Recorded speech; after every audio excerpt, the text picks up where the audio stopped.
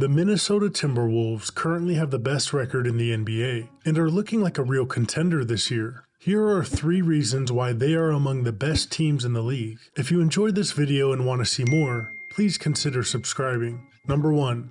They are winning games against bad teams.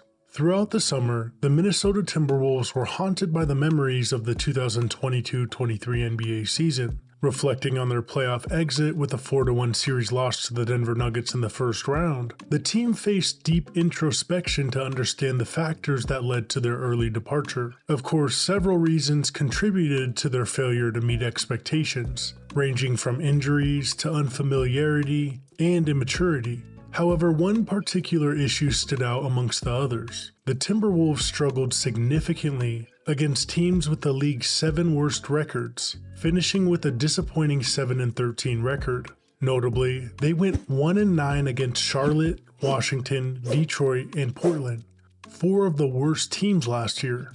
These unexpected losses played a pivotal role in the Timberwolves finishing 8th in the Western Conference at the end of the season. A more favorable record against weaker opponents could have drastically altered their standings. For example, going 5-5 in matchups against the Hornets, Wizards, Pistons, and Blazers would have secured them a number 4 seed, providing home court advantage in the first round. But instead, the team found themselves on the road for the first game of the play-in tournament against the LA Lakers. Despite securing the number 8 seed by defeating Oklahoma City in the second play-in game, they faced the formidable Denver Nuggets in the first round, a team that eventually captured the championship. A single additional victory against weaker opponents could have altered their course. Hosting the Lakers in the play-in tournament might have led to a different outcome, potentially setting them up for a first-round matchup against the vulnerable Memphis Grizzlies instead of the dominant Nuggets. This hypothetical scenario could have altered their narrative, making it difficult to label the season as a failure and criticize the Rudy Gobert trade. However, reality unfolded differently. The Timberwolves, while putting up a commendable fight against Denver, exited the playoffs swiftly. The subsequent 4 months were marked by ridicule and skepticism. President of Basketball Operations Tim Connolly and Coach Finch consistently highlighted the team's lack of maturity during the offseason, emphasizing the importance of not underestimating any opponent, regardless of their record, and it seems that that message has been received well. Following a dominant 127-103 victory over the Grizzlies in Memphis recently, the Timberwolves have now achieved a flawless 7-0 record this season when facing the weakest opponents on their schedule. They have secured wins against Memphis, Utah, and San Antonio, beating each team twice.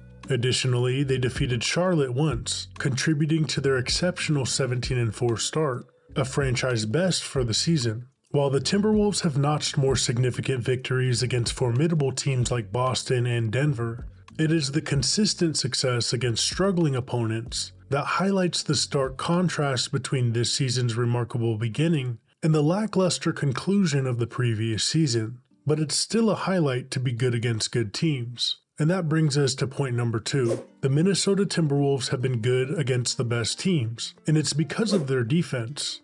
Against top 10 teams in the NBA, according to NBA.com's power rankings, the Timberwolves have posted a 4-1 record, their single loss coming against the Sacramento Kings. But besides that game, the Wolves have beaten the Nuggets, Celtics, 76ers, and the Thunder, and much of their success should be credited to their defense. The Wolves currently lead the league in defensive rating. They are holding their opponents to an average field goal percentage of 43%, again, the best in the league. They are, of course, equipped with 2 formidable big men in Karl Anthony Towns and Rudy Gobert. Gobert is currently averaging 2.5 blocks per game, the most he's averaged since the 2020-21 season, where he won his 3rd Defensive Player of the Year award. Rudy Gobert has again established himself as an anchor on a premier defensive team, and he looks like an early favorite to win his 4th Defensive Player of the Year award. But the thing is, he's not alone. Jaden McDaniels has proven to be among the league's best on-ball defenders, and Anthony Edwards is stepping up as a dominant 2-way player.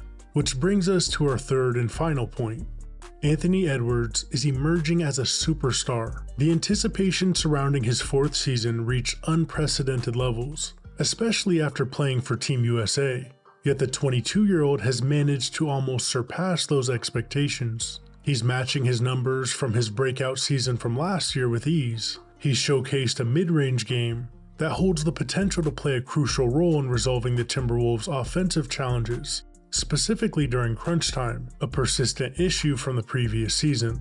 Edwards has also stepped up as a defensive leader, often taking tough assignments late in games. Matchup, Edwards with 5 fouls. Keep your hands to yourself. 6 on the shot clock. Good contest. Tatum went down. The Timberwolves showed strength when he took a tough fall against OKC. Edwards was injured in the third quarter, but Minnesota was still able to pull off a close victory against a tough Thunder team. They then went on to win 2 consecutive games without their star player. Edwards is still recovering from that injury, but assuming he returns to full health, the Timberwolves are in good hands with the 22-year-old. However, even with a hot start, the Minnesota Timberwolves are about to face their toughest challenge yet. They are playing the next 15 games against teams who currently hold a record above 500. That schedule includes Dallas twice, the Lakers twice, Miami, Philly, OKC, New York, Orlando, and to end the stretch, the Boston Celtics. The Timberwolves have their chance to prove their identity as real contenders. And in this stretch, if they're able to maintain their place at the top of the league, it's hard to argue against them being the best team. Do you think the Wolves are the best team in the league right now? If not, who is? Let us know in the comments, and please subscribe. Thanks for watching Basketball Pantheon.